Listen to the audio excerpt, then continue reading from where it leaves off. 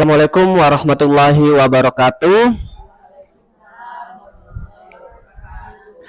Terima kasih untuk ibu-ibu guru hebat pada pagi hari ini. Alhamdulillah sudah hadir memenuhi undangan dari Ibu Tri Afrida. Beliau adalah calon guru penggerak angkatan 11 untuk tahun 2024. Hari ini dia mengundang dengan meyakinkan dengan materi, dia akan mempresentasikan materi budaya positif. Apa itu budaya positif? Nanti akan dijelaskan oleh beliau. Sebelum kita mendengarkan presentasi dia pada pagi hari ini, ada baiknya kita berdoa semoga ilmu hari ini yang akan disampaikan oleh beliau bermanfaat untuk kita semua. Ila hadrati Mustafa Muhammadin sallallahu alaihi wasallam. Al-Fatihah.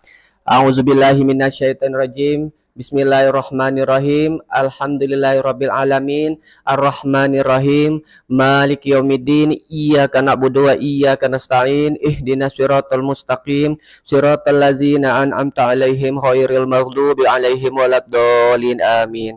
Terima kasih ibu-ibu sekalian yang sudah meluangkan waktu. Saya moderator atas nama Suretno mengucapkan sekali lagi beribu-ribu terima kasih telah hadir memenuhi undangan Ibu Tri. Langsung saja, marilah kita dengarkan arahan dan ilmu dari dia yang telah melakukan calon guru penggerak ilmu yang telah disampaikan oleh fasilitator pendidik praktek, pengajar praktek. Intinya ilmu dia yang sudah dia emban selama ini. Silakan Ibu Tri Afrida untuk mempresentasikan pada pagi hari ini. Terima kasih kepada Pak Eno selaku moderator pada pagi hari ini. Saya ucapkan terima kasih banyak, dan kepada rekan-rekan sejawat semua yang ada di sini. Baiklah, sebelum memulai acara presentasi pada hari ini, ada sedikit pantun ya. Daun mangga, daun salam. Nanti kalau saya bilang itu apa kalimatnya, kalian bilang cakep ya. Daun mangga, daun salam. Dipetik dari kebun Pak Lukas.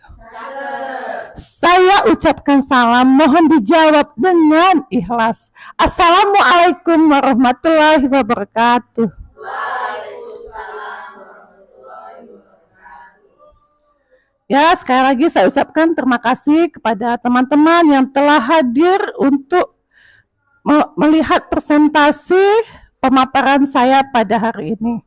Ya, salam guru hebat.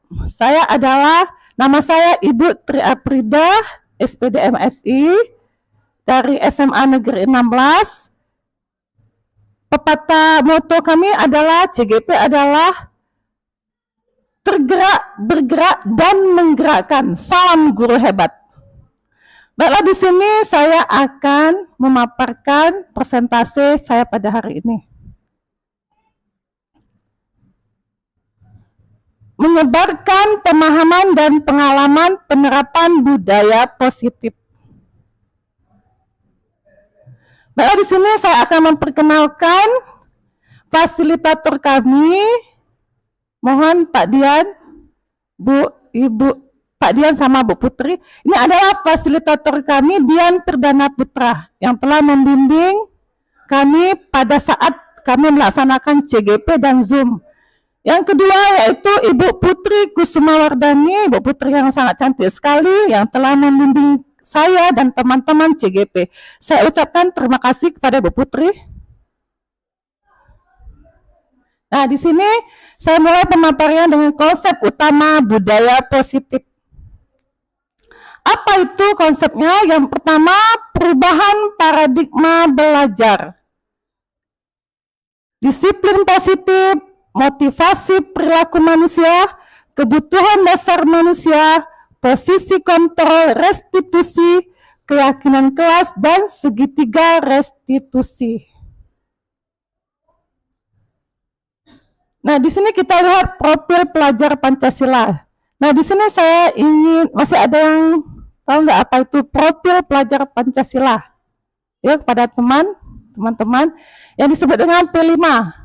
Ya, profil proyek penguatan profil pelajar Pancasila. Apa itu di situ isinya? Yaitu kita beriman, bertakwa kepada Tuhan Yang Maha Esa, dan berakhlak mulia. Dilanjutkan ada lagi berkebinekaan global.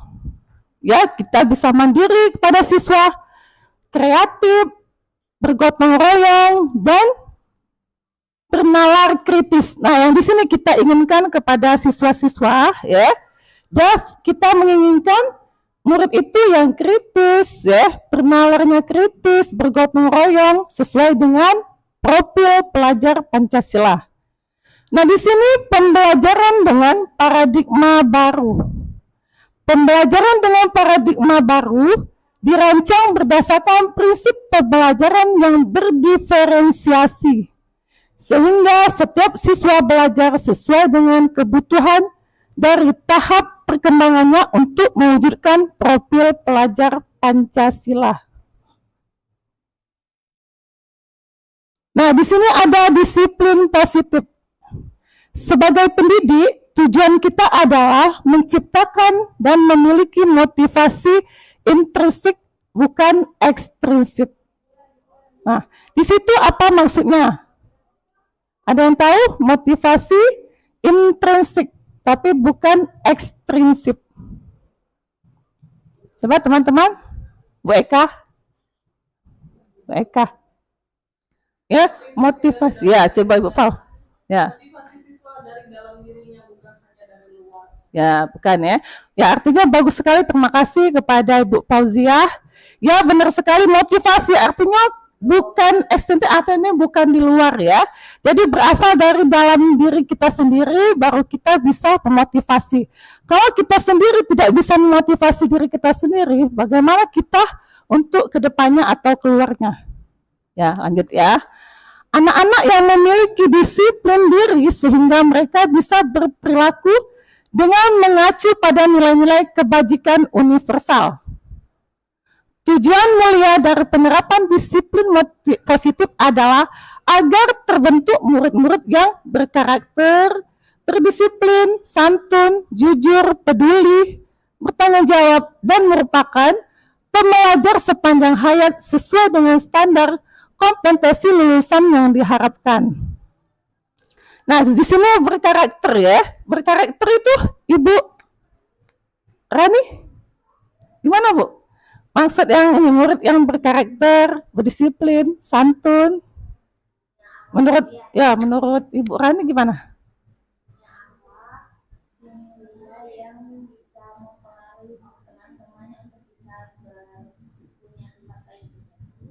Ya. Jadi dia itu mempunyai iman, akhlak yang mulia, ya, sopan santun, semuanya harus dimiliki sama peserta didik. Karena apa? Kita sebagai seorang guru itu mengedepankan siswa. Kalau dulu guru, sekarang kita harus berpihak kepada siswa. Ya, kasih. Nah, di sini ada 3 motivasi perilaku manusia. Ya, alasannya mengapa? Karena 1, menghindari ketidaknyamanan atau hukuman. Ini adalah tingkat terendah dari motivasi. Mengapa? Karena kalau kita menghindari ketidaknyamanan atau hukuman itu membuat siswa menjadi rasa takut, cemas ya. Jadi tidak nyaman di sini dia. Yang kedua, untuk mendapatkan imbalan atau penghargaan dari orang lain. Nah, ini adalah mendapatkan tingkat motivasi yang pertama, ya. Artinya motivasi perilaku manusia. Yang ketiga, untuk menjadi orang yang mereka inginkan dan menghargai diri sendiri dengan nilai-nilai yang mereka percayai. Jadi di sini perilakunya bersifat internal ya, sama seperti Ibu Pau tadi bilang, bukannya dari eksternal tapi internal, ya, dari dalam dulu harusnya. Bukan eksternal. Nah, ya, 5 kebutuhan dasar manusia. Bertahan hidup ya, bertahan hidup dulu, ada penguasaan, kasih sayang, dan rasa yang diterima, kesenangan, dan kebebasan.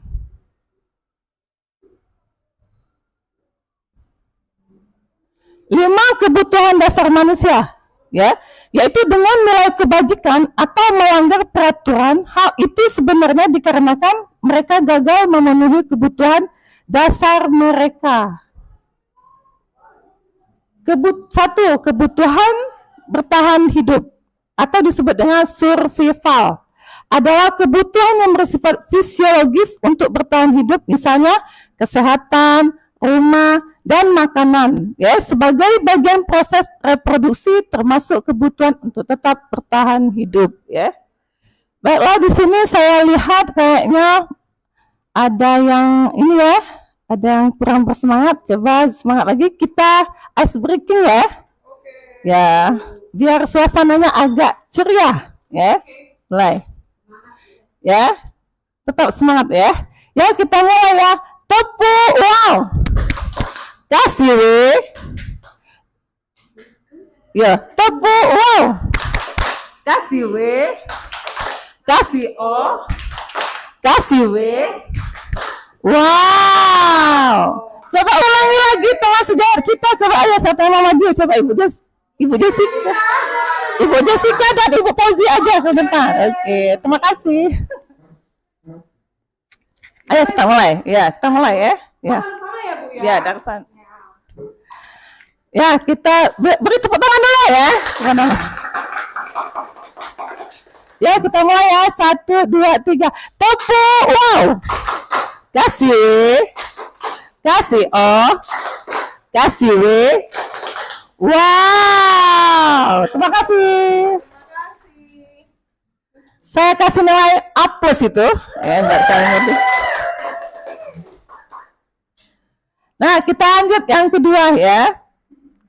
Kasih sayang dan rasa diterima, kebutuhan untuk diterima. Nah, apa maksudnya kasih sayang dan rasa diterima untuk diterima? Coba Ibu Hayati, apa itu Bu? Maksudnya gimana itu? Ya, kita balik dulu ya. Nah, ini ya.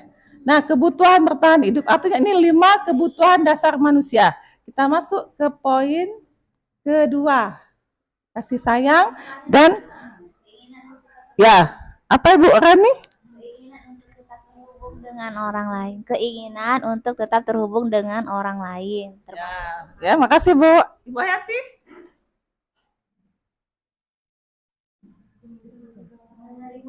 Oh, menerima kasih sayang orang lain. Nah, ya, menerima kasih sayang dari orang lain. Bu Rani juga. Ya, Bu Rani ya, kalau kita tidak sayang sama siswa, cak mana lah Bu ya. Nah, ya tidak ada cemitri ya. Nah, jadi kita kalau tidak sayang sama anak kita di rumah, kalau kita tidak sayang, dia tidak diperhatikan, dia ada rasa iri ya. Apalagi, ya Ibu Eka ya, kalau punya anak laki-laki gimana Ibu Eka? Yang dua, satu kita kasih duit 100, dikasih 50. Cak mana dia kira-kira? Nah, iri dia. Memang dia diam, tapi ada rasa jengkel ya. Nah, ini jadi kita perlu kasih sayang dan rasa diterima, baik sama guru, orang tua, maupun sama orang lain ya.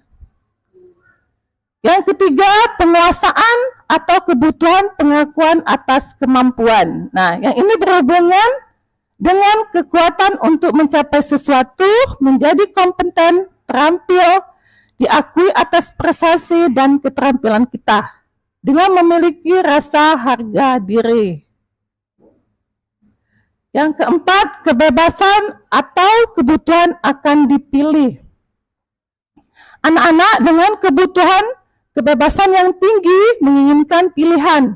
Mereka perlu banyak bergerak, ya, suka mencoba-coba, tidak terlalu terpengaruh orang lain, dan senang mencoba hal baru dan menarik. Nah, yang saya tanyakan, coba kalau ada yang tahu ya, di sini senang mencoba hal baru, istilahnya apa itu Bu? Kita kreatif, inovatif, atau bagaimana Ibu? Bu Inarsi. Nah ya, artinya berhubungan dengan era digital Bu ya. Artinya era digital sama dengan satu lagi tuh abad 21 Bu ya. Ya. Jadi mereka harus menguasai abad 21, era digital dan inovatif ya Bu Rani ya. Ya. Inovatif itu artinya Bu penemuan hal-hal yang baru ya. Ya. Nah, yang kelima, kesenangan untuk merasa senang ya. Yang tinggi biasanya ingin menikmati apa yang dilakukan. Misalnya kesenangan bermain dan tertawa. Nah, di sini ada expertnya lagi, tapi yang berhubungan dengan ini tadi ya. Nah, ya kesenangan, merasa tertawa. Ada ya, coba ingat ya. Ya saya bilang, saya contohkan. Buka mulut tertawa 3 kali, hahaha. Buka mulut tertawa 2 kali, hahaha.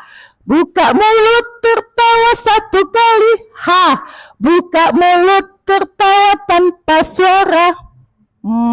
Udah ya. Nah itu yang dilakukan sama siswa itu adalah kita melihat sesuai dengan kesenangan mereka. Jadi jangan mereka ada hal-hal masalah di rumah tangga ya dengan keluarga dengan orang tuanya, tapi di sekolah dia merasa nyaman ya. Mengapa? Karena mungkin lihat wali kelasnya sayang sama dia, teman-temannya ya. Oke, lihat lagi ya. Nah di sini ada 5 posisi kontrol atau disebut restitusi ya. Apa sih kontrol restitusi? Ya, yang pertama penghukum. Seorang penghukum bisa menggunakan hukuman fisik maupun verbal. Ya. Yang kedua, pembuat merasa bersalah. Pada posisinya ini biasanya guru akan bersuara lebih lembut. Pembuat rasa bersalah akan menggunakan keheningan dan membuat mereka tidak nyaman. Nah, teman ini ya, posisinya pada teman ini, guru pada posisi ini tidak akan menyakiti murid, namun akan tetap berupaya mengontrol murid melalui persuasi. Pemantau, di sini kita sebagai guru, memantau berarti mengawasi.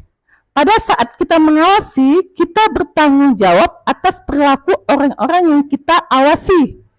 Nah, ini yang terakhir sebagai manajer ya.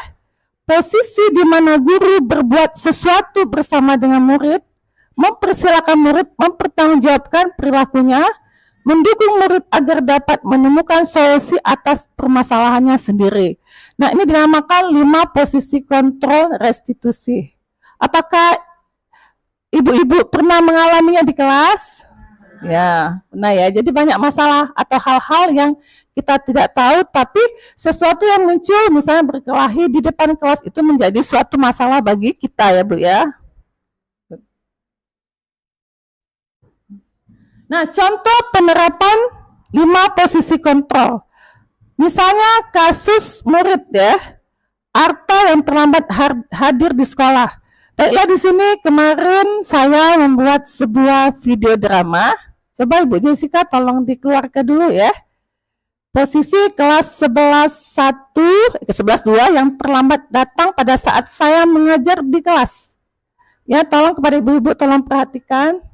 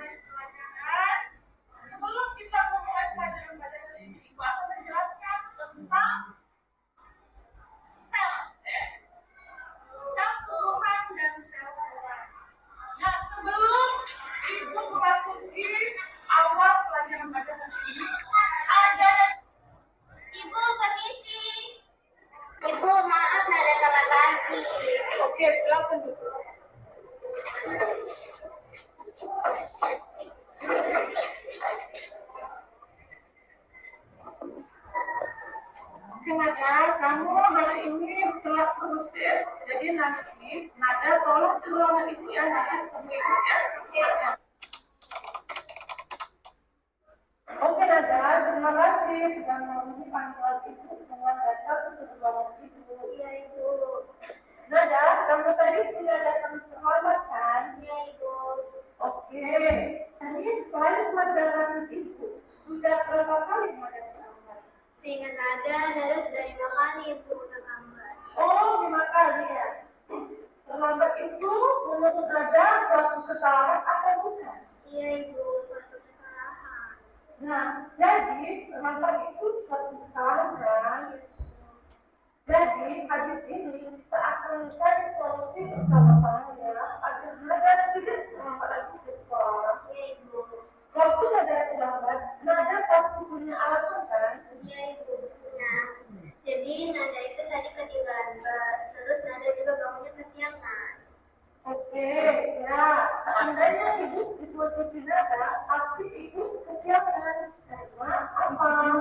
Karena Ibu sudah bangunnya kesiangan. Terus, Ibu kesiangan pasti yang datang dengan siang itulah. Sebabnya Nada selalu terlambat ke sekolah. Iya, Ibu. Maaf. Apakah Nada tahu identitas yang sudah kita sepakati? Iya, Ibu sudah tahu. Oke, kalau Nada sudah tahu yang kelas apa yang sudah Nada langgar saat terlambat? Kedisiplinan, Ibu. Nah, kedisiplinan. Menurut Nada, kedisiplinan itu penting nggak? Iya, Ibu pasti. Oke, itu ya. Jadi, benar disiplin itu paling penting karena pertama disiplin waktu, disiplin mengerjakan tugas, dan disiplin waktu saat datang ke sekolah. Semua disiplin itu penting. Nah, nanti jika ketika kamu tamat sekolah, disiplin itu juga sangat penting. Nah, karena apa? Karena ketika kamu bekerja, kau tidak disiplin, maka pekerjaan kamu akan berantakan sama seperti sekolah. Ketika kamu tidak disiplin, maka kamu akan ketinggalan pelajaran. Iya, Ibu. Benar kan? Benar, Ibu. Jadi, itulah yang pentingnya disiplin. Iya, Ibu. Untuk kedepannya, menurut Nada, apa yang akan Nada lakukan agar tidak ketinggalan? Nada bakalan tidak bangun kesiangan lagi, terus Nada berusaha untuk datang cepat biar Nada tidak ketinggalan busnya. Oke, jadi Nada sudah tahu solusinya ya, dengan ambil pagi dan pergi ke bus tepat waktu. Nanti ke depannya Ibu akan bekerja sama dengan orang tua Nada, guru dan wali kelas Nada, menanyakan apakah Nada masih melakukan kesalahan yang sama atau Nada sudah menjalankan solusi yang Nada katakan atau belum. Iya, Ibu. Paham Nada? Paham, Ibu. Oke, semoga ke depannya Nada lebih baik lagi ya. Iya, Ibu. Mungkin dari Ibu sedikit. Nah, terima kasih sudah melihat video drama yang saya buat kemarin. Nah, gimana itu menurut teman-teman? Bagaimana sikap sikap yang dilakukan sama guru dan siswa? Ada yang mau menanggapi? Bagus ya. Posisinya sebagai manajer. Ya, siapa? Bu Jessica. Menurut saya dari video tadi, seorang guru tadi memposisikan dirinya sebagai manajer karena guru tadi tidak bersikap atau mengeluarkan kata-kata kasar baik secara verbal maupun non-verbal, dan juga guru tadi membantu siswanya untuk menyelesaikan atau mendapatkan solusi dari masalah yang sudah dia lakukan. Ya, hebat sekali Bu Jessica. Ya, jawaban itu sangat menarik sekali. Tepuk tangan. Ya. Ada lagi yang mau nambahi? Oh, tidak ya. Ya, makasih Bu Jessica. Jadi di sini Bu Jessica dari video tadi kita menunjukkan bahwa kita sebagai manajer ya. Jadi ada hubungannya antara siswa dengan guru. Jadi tidak boleh kita memarahi siswa. Kalau zaman dulu kita disebat-sebat ya, kalau tidak salah. Iya. Jengok pukulan si kok bambu sudah takut. Sekarang kita juga ibu dak. Balikannya kita yang diprovokasikan ya, Maji ya.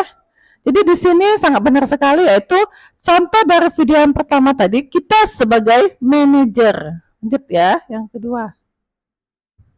Yang video kedua, Bu Jessica.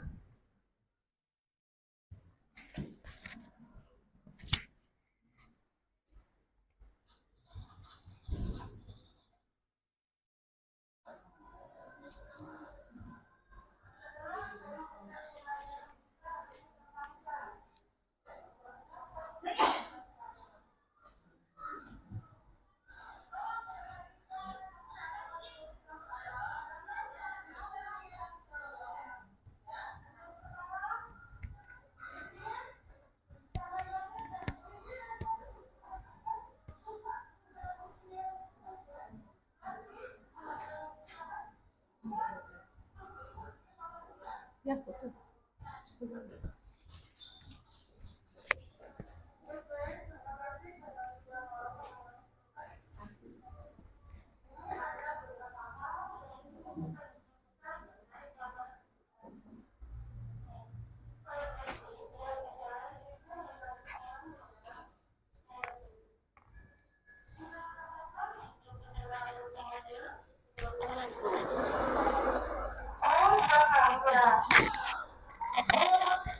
Apakah perbuatan JJ itu juga mengganggu saya? Nah, tidak. Perbuatan itu tidak benar dan JJ sudah melakukan 2 tahun. Makanya ibu ingin kita diskusikan dan mencari solusi untuk sama-sama agar JJ tidak melakukan kesalahan lagi. Kenapa JJ melakukan itu? Pasti JJ punya alasannya. Dia pun sengaja mengejar pelajaran ketika JJ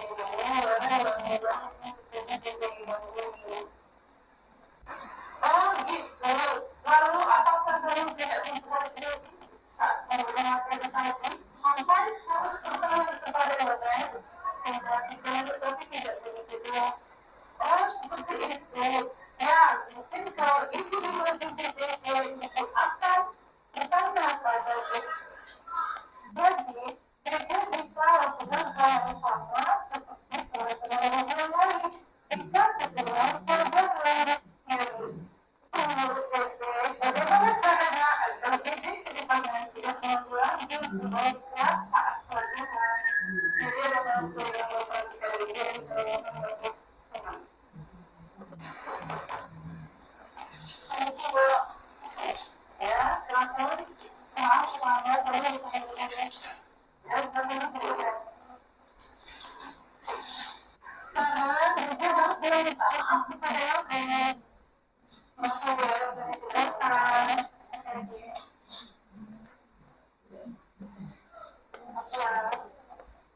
Jadi, solusi dari itu akan berkoordinasi dengan guru yang lain. Apakah JJ masih melakukan hal yang sama atau sudah mendapatkan solusi yang ditemukan?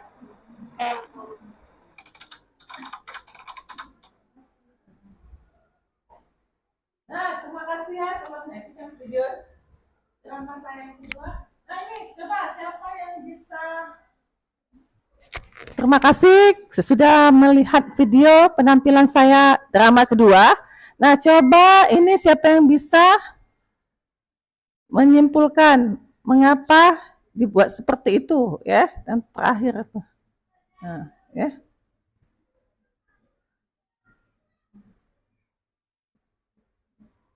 Terakhir ya. Next yang terakhir Bu Jessica. Nah, ya sebelumnya ya. Nah, contoh penerapan kasus kedua ya. Ini yang bernama JJ dan JJ ya. Jessica bukan ini Ibu Jessica, bukan ya. Oh, JJ yang lain artinya ada ya. Oh iya. Saya kira hanya satu JJ. Nah, ya, JJ dan Yoren. Nah, di sini siapa yang dapat menyimpulkan? Coba.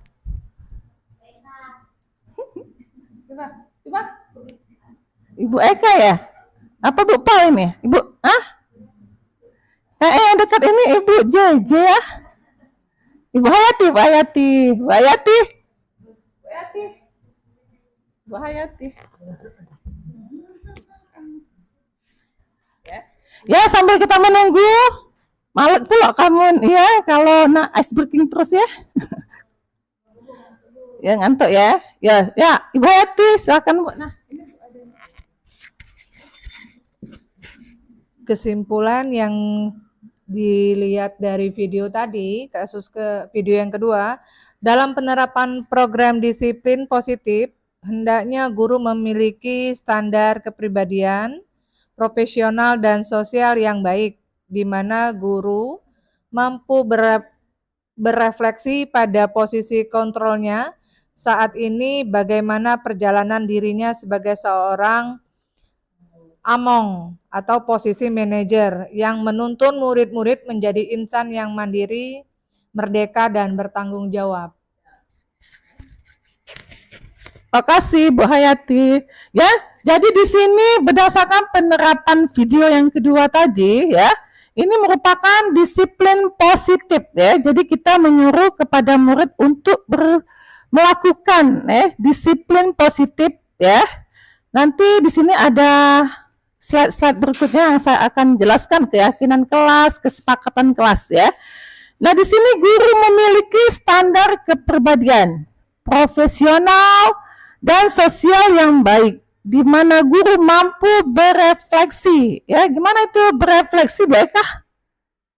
Kita dengan siswa gimana, Bu Eka?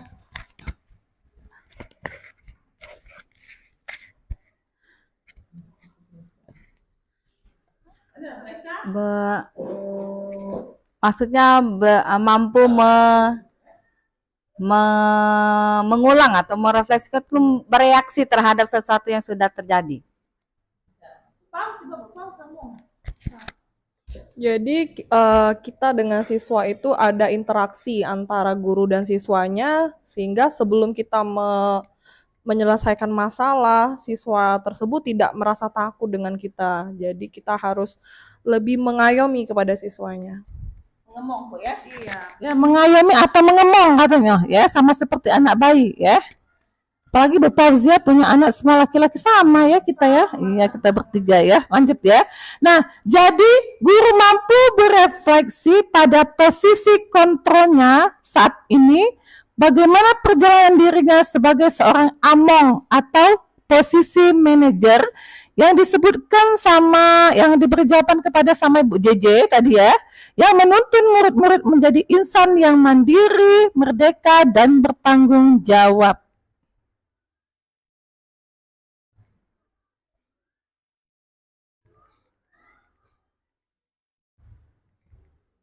Nah ya, ini tadi contoh penerapan 5 posisi kontrol sudah ya. Lanjut lagi. Nah, keyakinan kelas. Nah, di sini saya akan bertanya kepada teman-teman, ibu-ibu yang cantik-cantik ya, yang ada di sini cerah-cerah.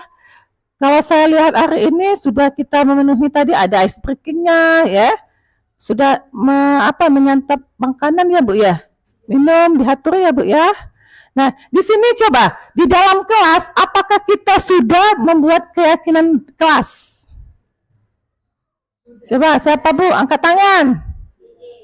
Ya, coba Bu Rani dulu, Bu Rani. Keyakinan kelas Bu.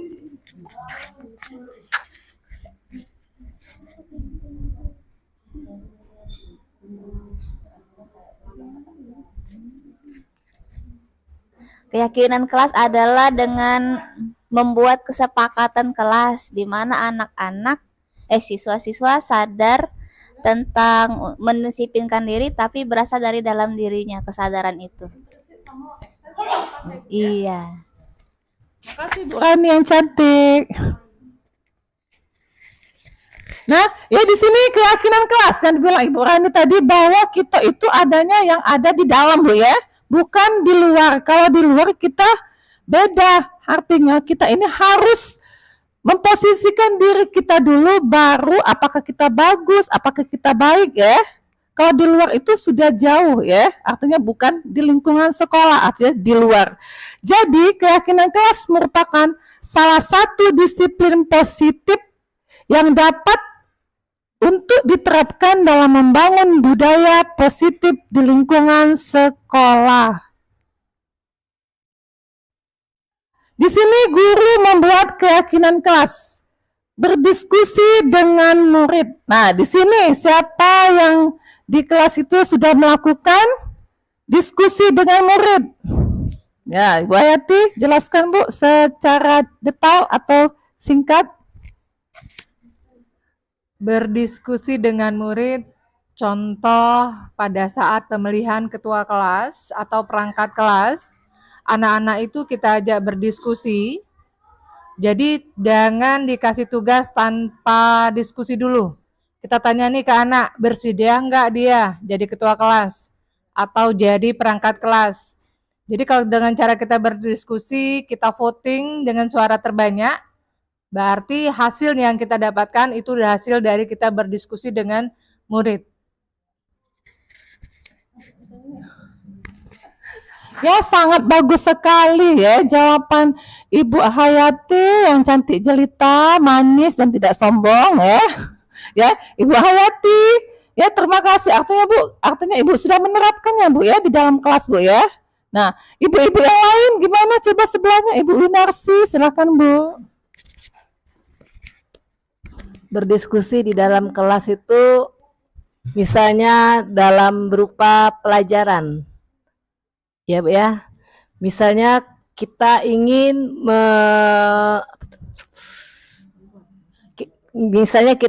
membuat sesuatu. Kita harus berdiskusi dulu dengan siswa.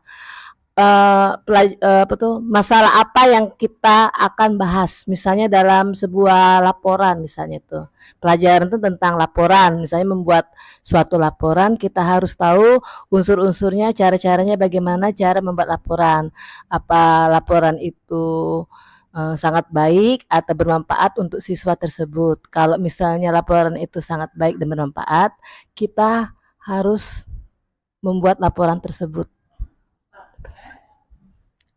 Ya, bagus sekali ya tanggapan dan jawaban dari Ibu Winarsi yang baik hati, manis ya, dan jelita.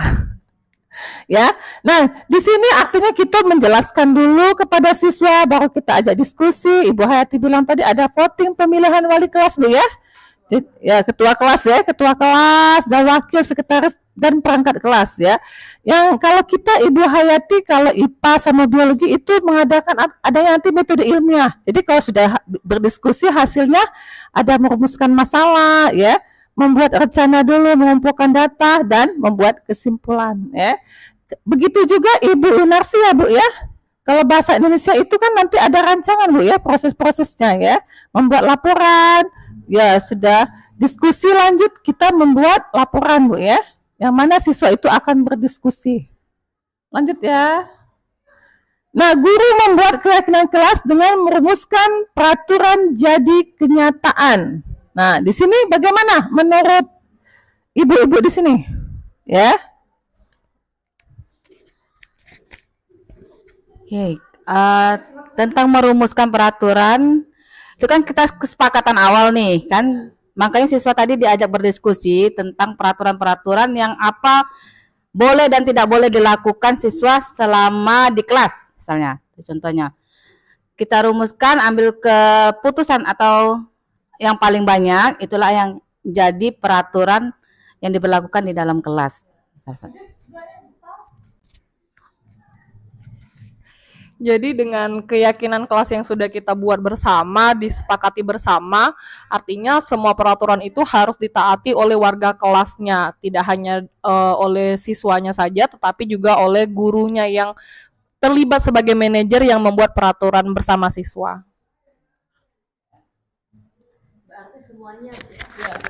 Ya, jadi semuanya terlibat, artinya stakeholder kita semuanya masuk di sini ya. Ya, terima kasih kepada ya selain terutama kita berpihak kepada murid dulu.